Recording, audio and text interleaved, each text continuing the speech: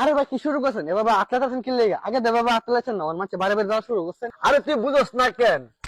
নির্বাচন মানে আপিরেফির সালারা কিচ্ছু কোন যাইতো না, খালি কোন রকমের নির্বাচনটা শেষ করে আলোই নইরে তোরা খবর দেখতাম। এই মুজদু মিয়া বাড়িতে আসো। ভাই এমনিতে ডাকলে তো রাগ করবো। ভাই বাড়িতে আসো। আমার আব্বা তো বাড়িতে নাই, বাজারে গেছে। এই গেমটা না বেশি বুঝে। আবু ব্যবহার করলে কি ভোট দিব? মাথা ছেড়ে দেখে কয় দিত না। আরে তুমি গেমটা না, কেমন আছো? আপনি নেতা না, আমার বিড়ি গাওয়া দিন। তোমার বাসে দর কামাই করে দিয়া গেছে। কেমন লাগে বাবা ব্যবহার করে সুন্দর মতো করেন। বল বিড়ি খাইবা? ধরো ধরো এই নো 500 টাকা চকলেট খাইও, বিড়ি খাইও। খালি ইলেকশনে ফার্স্টটা কই আইলো শব্দ বুঝাই ছাড়মু। ছাগলে মুড়ি দান্ডি খায়া লাইছে, কান নাকার ছাগলের নাম তো দিয়া যায় হাতের মধ্যে লাখ আবার আয়ালক।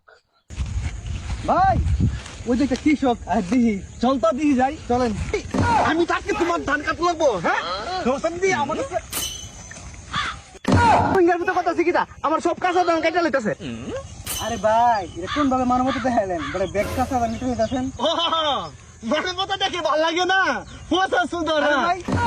আমি কইছি না কিন্তু পাঁচটা খালি কইরা লই রোহিঙ্গাটা আবার ধান কাটতেছে। আরে ভাই কি করতেছেন? তাই ভুট্টা দিয়েন না দিলেন তোমা দিয়াম পাঁচটা কইরা লই।